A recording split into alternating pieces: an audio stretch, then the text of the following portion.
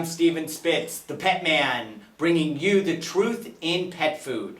Today I have the Iams Premium Puppy Food. I'm not sure there's anything premium about this food, but we're going to talk about it and try to see exactly what's in this food and if it's good for your dog. Well, the way listings work when it comes to ingredients is in order of the amount of that ingredient. So the first item always has the most in the food.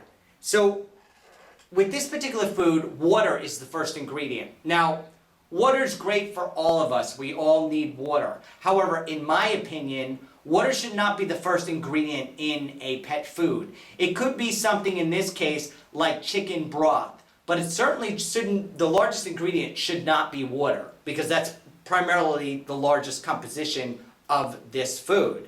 When we get to the second ingredient, we find something like chicken. Okay, I'm okay with chicken. I don't know the quality of this chicken, because let's all remember the AAFCO, which is the American Association of Feed Control Officials, they're the ones who determine what quality is acceptable. And let's remember that the same organization is responsible for choosing what food goes into feeding farm animals like cows. And we all know they allow corn and other things that they're not supposed to allow in terms of what's healthy for a cow to eat. So I can't say that I trust the organization to give us a quality food for our companion animals. So let's always keep that in mind when we're talking about ingredients. So we can say chicken, we just don't know the quality. And given Iams, I'm not so sure I'm going to say that's a high quality chicken. But let's go ahead and move on to the next thing, which is a meat byproduct.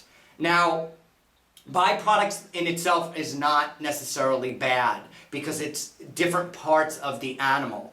The only problem is that when we get to something like meat byproduct, we're not even talking about beef byproduct or chicken byproduct. We're talking about meat byproduct. That could be scraps of anything. I mean, practically could be roadkill. And I'm not kidding about that. The thing is, when we talk meat byproduct, we're talking brains, eyes, lungs, backs, heads, tongue. I mean, pretty much anything that you want to throw in there, they're going to throw in there.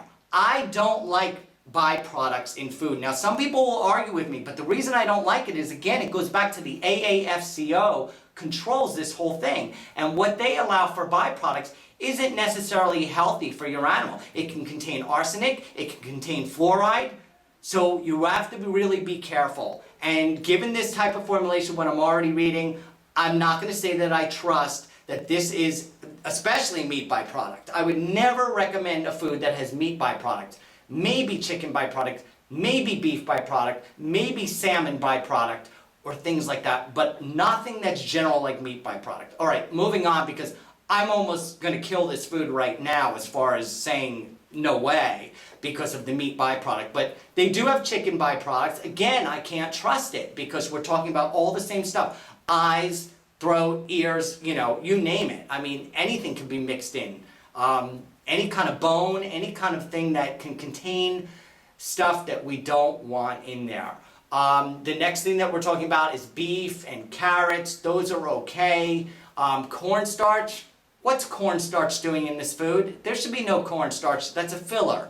So again, I'm not liking what I'm seeing. We've got dried egg product. Do you know what dried egg product is? Dried egg product is not egg. It's not whole eggs. They're not saying whole eggs. They're saying dried egg product. That can literally be the product that falls to the floor in factory farming. That's dried egg product. It's anything that's dried up and part of the egg. Shells, again, things that fall to the floor, it could be any of that. Now, there are a bunch of stuff in here, natural flavor.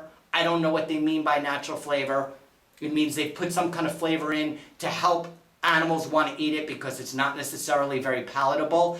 Then they have broccoli and spinach after. They put natural flavor, which to me is like natural flavor and then the vegetables. That means there's very little real vegetable in this product. And then the other thing I really don't like about this product is the additional sodium. So just for some kicks here, we're going to open this up and just take a look and see what this looks like. As you can see, it just sprayed on me. But This is what this product looks like. You can see it is like chunks of food, chunks of beef. There's almost no vegetable in here. It doesn't smell awful. Like I wouldn't put it in the disgusting classification. I mean, I wouldn't want to eat it. Of course, I'm vegan, so I wouldn't want to eat any of this. But you can smell the sodium. They do put a lot of sodium in here. And my feeling is they add a lot of sodium because this isn't highly palatable to dogs without the sodium. So my deal on this is a toss it. This would not be something that I would feed my dog. So I'm Steven, the Pet Man. Thanks for watching the review.